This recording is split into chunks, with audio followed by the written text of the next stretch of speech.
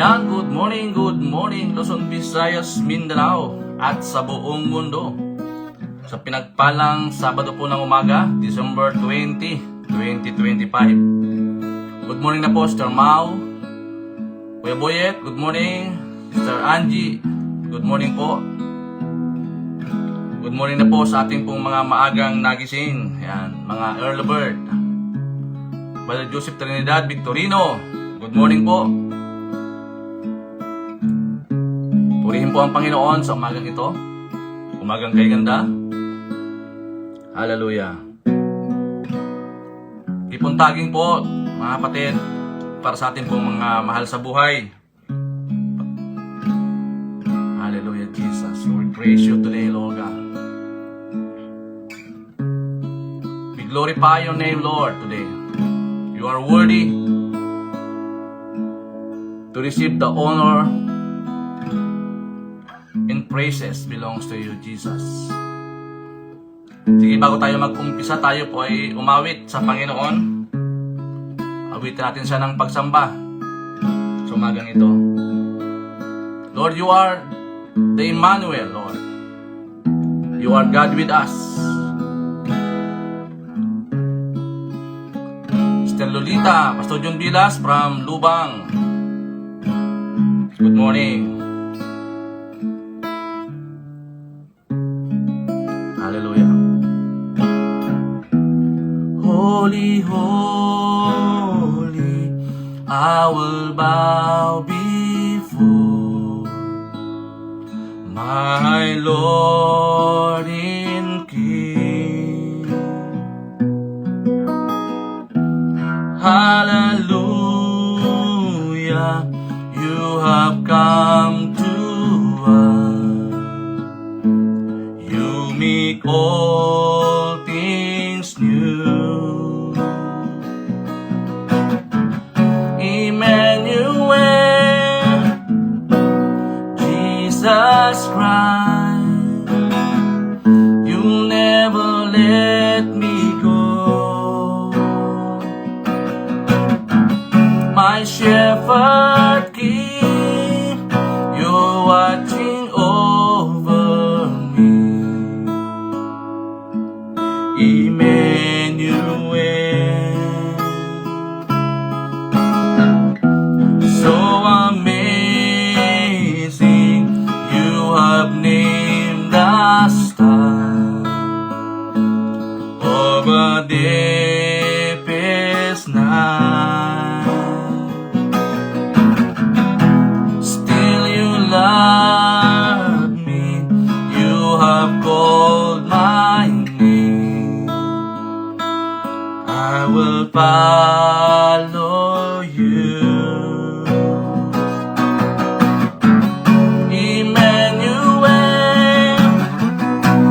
Jesus Christ, you'll never let me go.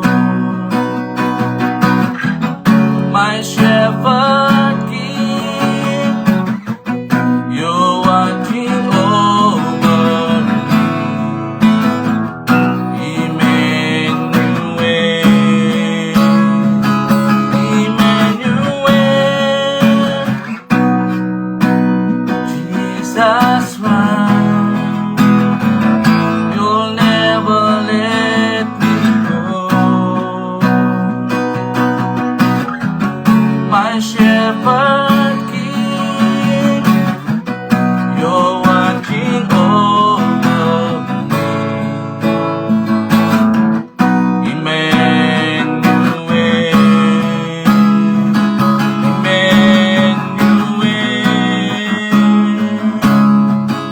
Emmanuel.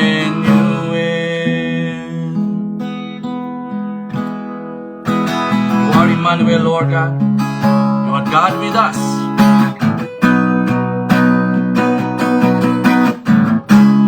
Holy, holy, God Almighty, there is none like you. Holy, holy, God Almighty,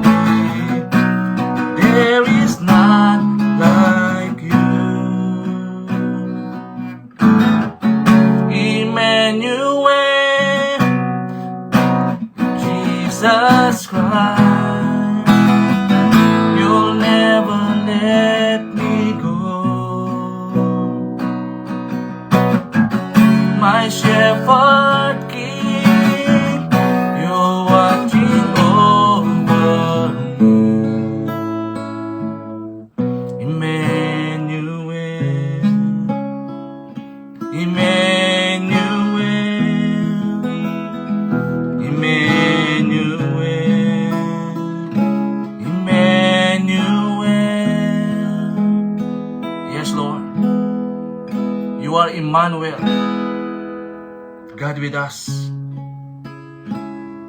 The Shepherd King, you're watching over me. You are Emmanuel, Jesus. Oh, we praise you today, Lord. We glorify your name, Lord God. You deserve the honor and praises belongs to you. Lord, salamat po sa umagang kay ganda. Salamat muli sa amin pong Lord, daily vibrant words sa umagang ito. Sa pagising po, marami pong salamat, Panginoon. At minsan pa, dalahin ko sa umagang ito, Diyos. Ikaw po mataas, maluwalhati. Sa amin pong mga pag-uusapan, mensahe mo, Panginoon. Ikaw po maghari.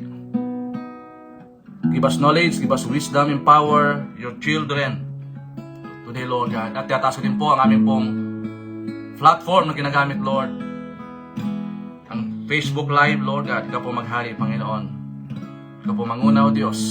Take control today, Lord, in Jesus' name. Tinahalaan ko po ang devour, plans and schemes of devil. We cast them out right now in Jesus' name. Father, salamat po. Sa iyo lamang lahat ng papuri. Pagluwalhati, kailangan ay tayong sa iyo lamang sa pangalan po ni Jesus. Amen and amen. Ayan, magandang morning na po sa bawat isa. Sister Alicia, Sister Nitz, good morning. Sister Perseus, good morning po. Brother Nilito, Sister Donna, sa pong pinagpalang Sabado po ng umaga. At purihin po ang Panginoon. Sister Vilma, ayan, sa akin pong may bahay. Sister Arlene, good morning. Sister Alicia, good morning na po sa bawat isa. Ayan, malapit na po ang Pasko, mga kapatid. Ang araw na lamang po, 5 araw na lamang, mula ngayon. Tayo na po ay magsi-celebrate ng Pasko. So, yon. Without further ado, tayo na po mag-umpisa sa ating pong pag-uusapan, sa ating pong daily vibrant word sa umagang ito. Sabi po ng ating text sa Romans chapter 11 verse 36, for everything comes from Him and exists by His power in His intended for His glory. All glory to Him in forever. Sapagkat ang lahat ay nagmumula sa Kanya at umiiral sa pamamagitan ng Kanyang kapangyarihan at inilaan para sa Kanyang kaluwalhatian. Lahat ng kaluwalhatian sa Kanya magpakailanpaman. Amen. Celebrating Jesus, the true essence of Christmas. Isang pagdiriwang kay Jesus dahil siya ang tunay na diwa ng Pasko. O pasabi kasing Pasko o Pasko, is a celebration, So ito po ay parang continuation sa mga topic po the previous nila Pastor Jeff, ni Pastor Perseus about Christmas, Karagdagan lang po ito, mga kapatid. So gaya po ng ating inawit kanina, Emmanuel. Emmanuel means God with us. From Hebrew word, Imano. Sabihin ng Imano, with us, in yung L, is God. So, Isaiah chapter 7 verse 14. Ito po yung Old Testament prophecy ni Prophet Isaiah. Sabi niya, all right then, the Lord Himself will give you the sign. Look, the virgin will conceive a child. She will give birth to a son and will call him Emmanuel or Imano. God is with us. And then, ito po yung confirmation dito sa Matthew chapter 1, verse 20 to 23, sa New Testament naman. Sabi po dito, all of this occurred to fulfill the Lord's message through His prophet. Sino po yung prophet na yon? Si Prophet Isaiah. Look, sabi niya, the virgin will conceive a child, she will give birth to a son, and they will call him Emmanuel, which means God is with us. Pag sinabi natin God is with us, He is present, not distant. Siya ay present, but not distant. God chose to come near to humanity through the Lord Jesus Christ. Kaya nga, hindi niya tayo iniwan na luhaan. Diba? Binigay niya yung Santong Espiritu, binigay niya rin si Jesus, and God saved us personally. Yung Diyos nagkatawang tao, kaya nga, sa po ay ipinanganak ni Virgin Mary. He is God with us to save us. Very purposeful po yung kanyang pagdating, yung first coming, yung virgin birth ni Jesus. Meron pong specific na kanyang gagawin. To save us. Yun po yung malinaw, no? And He remains with us today. Kaya nga, He is the same yesterday, today, and forever. Through the Holy Spirit. God continues to dwell with us through the blessed Holy Spirit. Kaya nga, di ba sabi sa Matthew 20:20, if two or gather in His name, He is in the midst of us. Yan, good morning na po. Sa bago lamang pong ka-tune in, good morning na po, Brother Rinaldo Angeles. Yan. Atin pong tinatalakay about the true essence of Christmas. Marami kasi mga counterfeit celebration pagdating po ng Kapaskuhan. Mga kapatid. Kaya nga, pag sinabing God is with us, it reminds us that God is always with you. Kaya kapag nakaranas tayo ng if you feel weak, God is present to strengthen you. Lagi siyang may sagot, may rescue. And also, if you feel afraid, His presence brings peace. Kasi nga, Emmanuel is the promise that God did not abandon us. He came to us. Yan po, yung reason bakit natin sineselebrate ang Pasko o Christmas. Kaya nga, dito po sa ating tanong, make Jesus the center of your celebration. Gawin natin si Jesus ang sentro ng ating pagdiriwang. Kaya nga, it's a more than a party. Sabi nga natin, it is a celebration. Mga kapatid, minsan kasi, na counterfeit, no? At minsan nakakalungkot, no? Pagsapit po ng December, ang dami pong mga terror attack, daming patayan, di ba? Which is, yung Pasko, ang talagang niyan is forgiveness, giving, sharing, fellowshipping, embracing, iyon po yun eh. Kaya nga, pag sinabing, make Jesus the center of our celebration, yung celebration po, mga kapatid, is part of the design of God Himself. Parte po yan. Kaya nga tayo, bilang mga Kristiyano, sineselebrate natin ang Kapaskuhan. Kasi marami pong mga sekta na hindi po sila nagsiselebrate ng Kapaskuhan. Kaya minsan tinatawag ko silang napakalungkot na reliyon ito. Bawal ang Pasko, bawal ang birthday, bawal yung mga fellowship. Diba? Lahat bawal. Patid. Which is ang purpose ng Pasko ay dahil sa pinalaya na tayo eh. But every celebration reveals one important truth. Kailangan kasi maunawaan natin ano ba yung sineselebrate natin. Minsan, pagdating ng December, minsan tumataas yung crime rate sa buong bansa. Minsan pa nga dyan, yung napupulibok yung mga yung mga hotel. Pagdating ng December, advance booking po sila. Oo. Kailangan tuloy natin yung si Virgin Mary nung siya po ay manganak na. Wala na siyang bakanting inn, di ba? Fully booked. Ang tao lahat busy. Preoccupied. What we celebrate shows shows who is at the center of our hearts.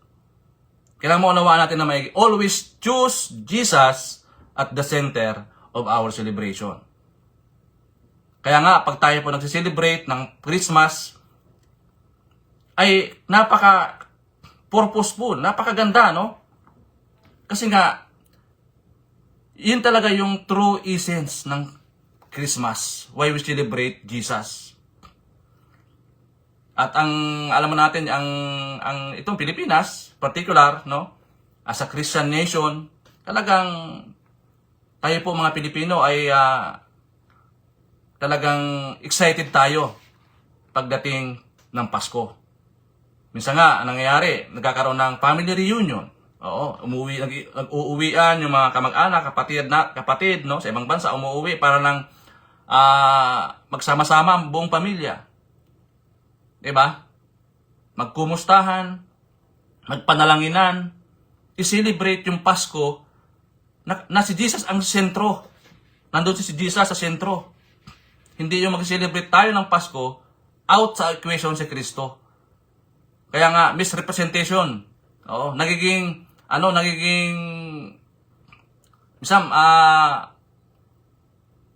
madugo, no?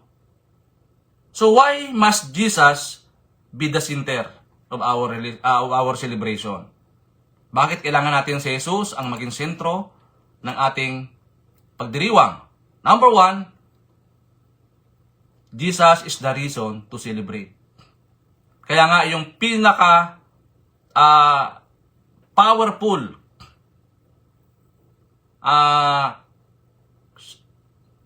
event sa whole humanity is the virgin birth. Yung first coming ni Jesus, yung siya po ay nagkatawang tao. Kaya nga ito nga po, sabi ko nga na ito ang sineselebrate natin. O pagdating po ng December 25. Sabi kasi ng iba, ay hindi naman talaga Pasko, no? So, basta sa atin, mga kapatid, bilang mga Kristiyano, inaalala natin.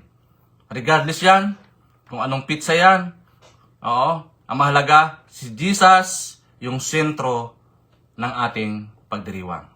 Yan po, yung mga kapatid, yan po yung una, Jesus is the reason to celebrate. Christmas is not about a date, or a tradition, or a program. It is about God becoming flesh to save us. Could you imagine? Iniwan niya yung karangyaan ng langit. Bumaba dito sa lupa para i-save tayo. Ganun po niya tayo kamahal, mga kapatid. Kaya sabi po ng Isaiah chapter 9 verse 6, For a child is born to us, a son is given to us, the government will rest on his shoulder. Ito po ay prophecy ni Isaiah. And he will be called a wonderful counselor, mighty God, everlasting Father, and Prince of Peace. Kaya nga siya yung Prince of Peace eh. Pero bakit? Pagdating ng Kapaskuhan, may mga terror attack. May mga patayan. Salungat. Kasi nga, tinanggal nila si Jesus sa equation. Tinanggal nila si Jesus sa kanilang mga celebration. Nagiging brutal. Wala si Jesus sa equation. Wala yung talagang essence. Why we celebrate Christmas. Wala doon si Jesus. Kaya nangyayari, madilim ang nangyayari, kaganapan. Itong lamang, no nakarang linggo lamang, nagkaroon ng terror attack dyan sa Bondi Beach, sa Australia. Malinaw na isa yung dahilan o isa yung purpose bakit ginawa iyon. Oo, mga kapatid. So, iyan yung mga bagay na mali yung pagkaunawa pagdating ng Kapaskuhan. Which is, ang purpose na ng Panginoon ay,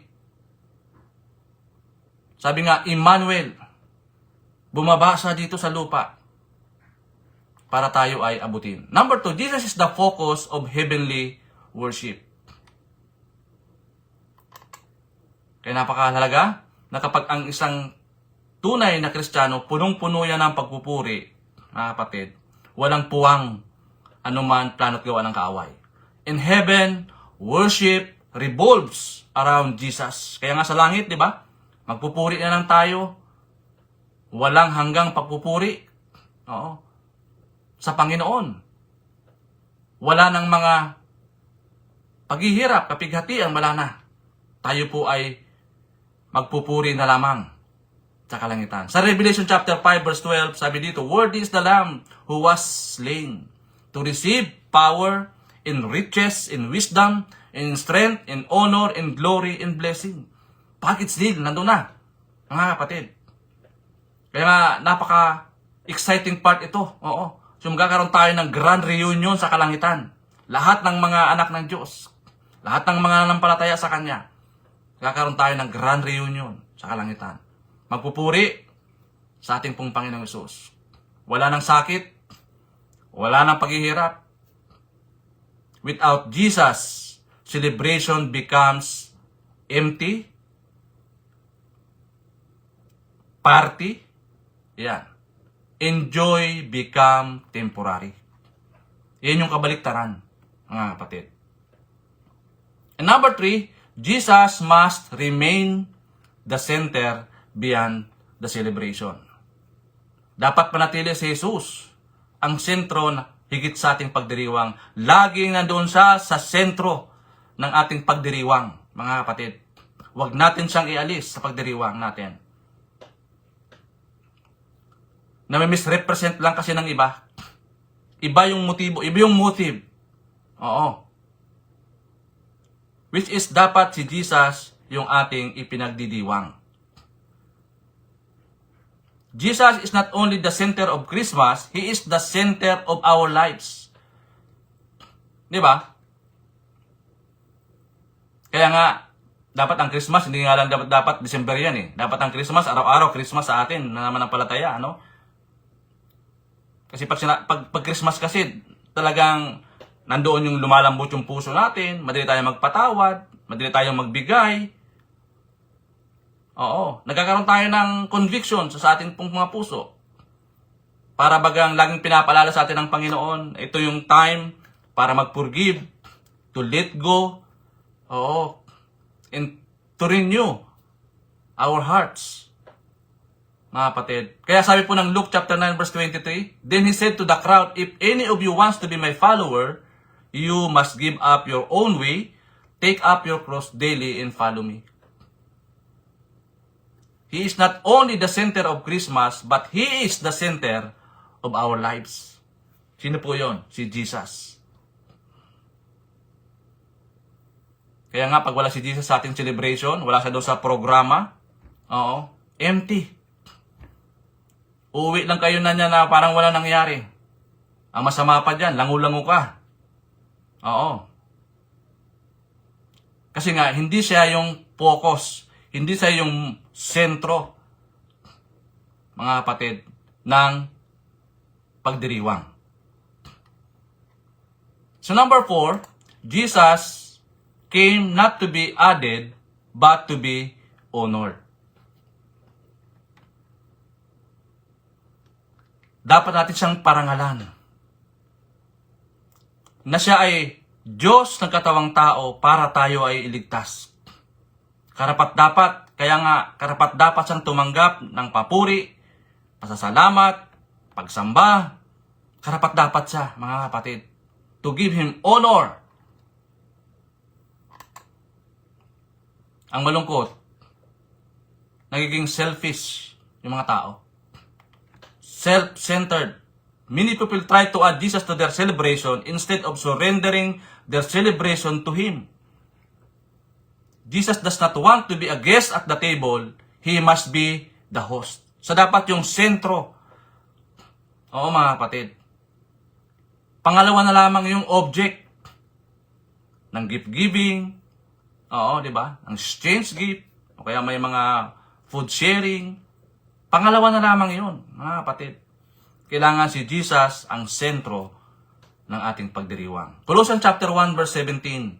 He is before all things. In Him, all things hold together. Siya ay bago ang lahat ng mga bagay. Sa Kanya, lahat ng mga bagay ay magkakasama. I-hold together, mga kapatid, no? Kaya nga tayo, iba yung bonding natin. Mga kapatid, may espiritu kasi. Alive yung espiritu. Oo, mga kapatid, no? May vitality, may buhay. Hindi lamang po, simpleng kape-kape. Kape-kape, sabi nga nila. Kasi nga si Jesus, nandun sa sentro ng ating celebration, meron pong masayang pagdiriwang. And number 5, when Jesus is the center, everyone is included. Ito yung bagay na walang nalilip behind. Kapag si Jesus ang naging sentro ng ating pagdiriwang, lahat kasama. Ayaw ni Jesus na ni isa man sa atin mawalay sa Kanya. Oo. Kaya nga, lahat ng anak niya makaranas ng kagalakan, kasayahan. Oo, mga kapatid. Kasi ayaw niya na isa man sa atin ay ma-leave behind. Ayaw niya na hindi maranasan yung talagang purpose ng Kanyang pagdating dito sa mundong ito. Bakit natin sineselebrate yung Christmas? Because Jesus is the reason for this celebration. Christ-centered celebration, ito po yung model. Pag sabing Christ-centered celebration, lahat welcome. Welcome the poor, di ba? Included the lonely. Remember the forgotten. Because Jesus came for all. Di ba? Sa lahat. Hindi naman sa pumunta dito para lang pinili niya yung ganito. Hindi po. Siya po ay dumating sa mundong ito para sa lahat. Luke chapter 2 verse 10. For the angel said to them, do not be afraid, I bring you good news. Kaya nga ito yung good news na pinapangaral natin. That will cause great joy for all the people. Kaya excited tayo O mga kapatid, ay mamaya po, meron tayong yung mga katatayan, kananayan, meron pong mga celebration. Diba? Excited tayo. Kaya nga, lahat welcome.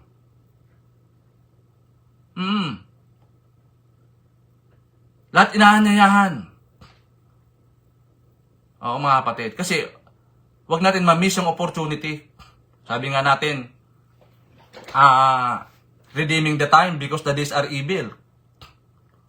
O baka malitbihan tayo, mga kapatid. So, kailangan naka-attach tayo, naka-connected tayo sa ating pong Panginoon, sa bawat isa. Kaya napakahalaga po yung fellowshipping. Oo, mga kapatid, napakahalaga po yan. Minsan kasi, now you say, now you don't. Minsan ngayon, nakita mo, afterwards, wala na. Na walang dahilan, lalang nawawala. Oo. Mga kapatid, kailangan consistent tayo. Yun nga yung, di ba, yung, sabi natin dito, na, pag si Jesus, nasa sentro ng ating celebration, yung joy permanent. Di ba? Pero pag wala si Jesus sa ating celebration, it becomes empty. And joy become temporary. Pero pag si Jesus nandoon sa sentro ng ating celebration, mga kapatid, ramdam na ramdam natin ang presensya ng ating pong Panginoon. Na hindi lamang naka-receive tayo ng mga literal na gifts, pero dahil nga sa yung sentro ng ating pong pagdiriwang, kaya nga make Jesus the center of your celebration. Yun po yung mga kapatid. Walang anumang bagay na dapat natin i-celebrate pag December 25, kundi si Jesus. Hindi yung magpaplano tayo ng mga makamundong bagay. Oo.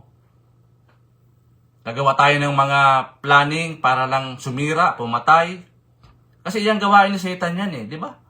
John 10:10, oo. Sa inaparito dito para pumatay, to kill, to destroy.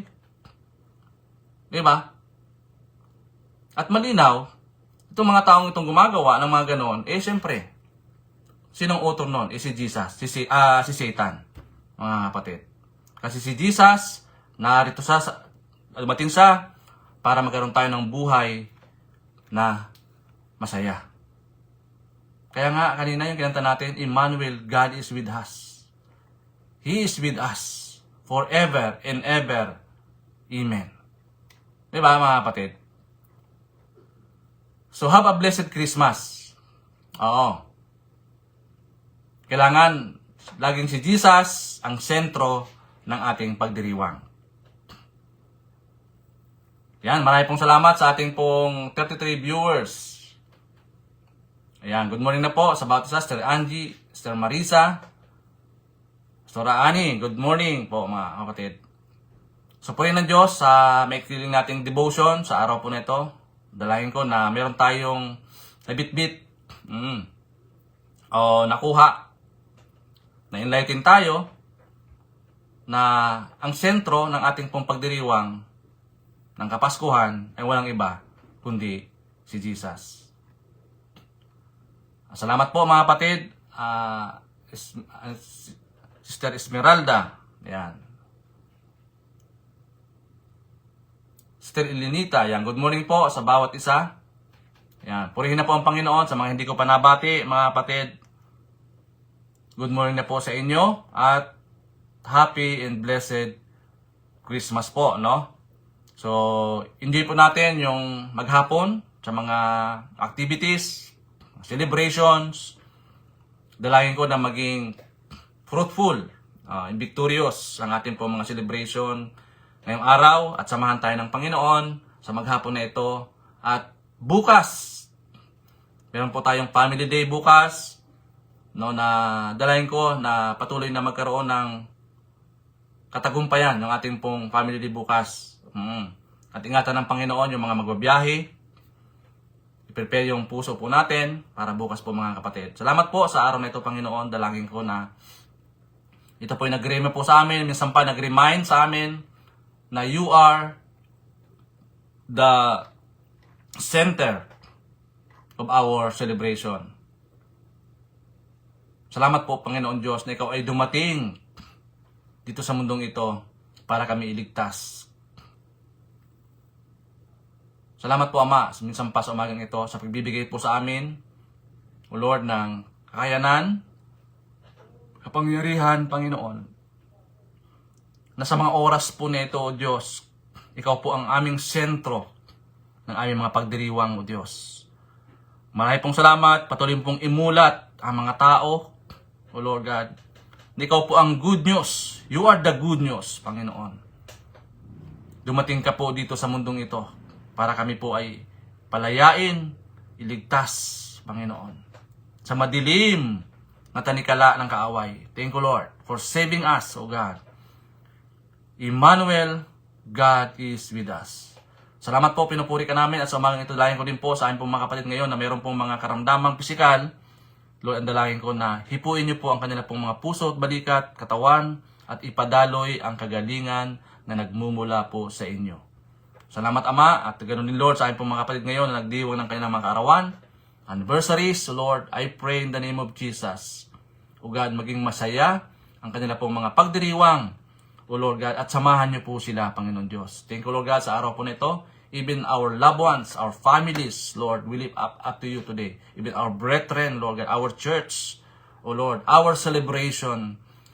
Mamaya po, Panginoon, Lord, pinagkakatiwala po namin sa iyo maging bukas, O Diyos, sa pangalan po ni Jesus. Salamat, Ama, pinupuri ka namin salamatan. Sa iyo lamang lahat ng papuri, pagluwalhati, kadakilaan ay tanging sa iyo lamang sa pangalan ni Jesus. Amen. Amen. God bless po mga kapatid. Ayan, Tatay Erning. Ayan.